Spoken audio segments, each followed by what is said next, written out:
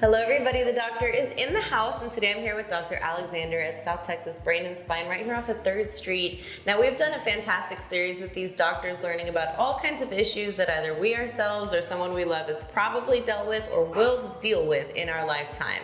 So what I love about this is we're able to dive into some topics that we might be kind of familiar with, but learn a little bit more about what to expect in the event that we encounter these on our own. So first let's list off a few of the spinal issues that we've covered thus far. So we've covered both, I think, neck and low back pain issues, radiculopathy, sciatica, all those type of surgeries. You can approach the spine from all different directions, from the front, from the side, from the back. So the different ways we can approach it. We try to approach where the problem's coming from. The disc is usually anterior to the spinal cord.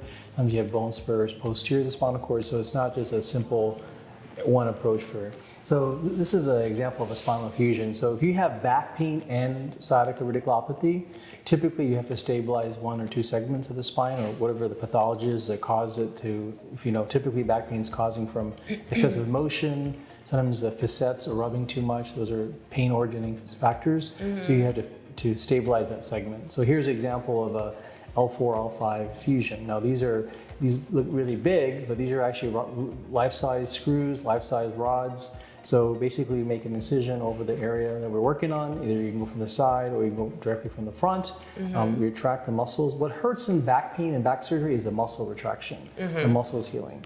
Then we drop in our screws. Now, when we put our screws in, there's a couple ways we make this as safe as possible. So not only we're directly visualizing the nerve in the spinal cord, we're also stimulating the probe that goes into the bone. And then we actually have an awl. It's like when wood cutting, you know, this is more fancy carpentry. We put the awl under monitoring, so it's attached to electrode, and we have an off-site neurologist who's actually monitoring what we're doing. So we want to, if there's nerve irritation or we have decreasing signals, then we can adjust either the screw, adjust what we did to see if we can recover. So like we do neck surgery from the front, sometimes you can see a depression on intraoperative monitoring. We can do both sensory and motor functions. Is a graft too big? It will be causing too much distraction. And we can put a smaller graft in. We can go look for a blood clot, epidural hematoma or something that would be causing problems or pressure on the spinal cord and reverse that. Typically, most of the lumbar surgeries are now considered outpatient, but it could be in the hospital 2 to 3 days. It takes a couple of weeks to recover. It all depends what you, not one surgery is the same for everybody. So it depends on how the patient is when they come in, how active they are, how motivated it is.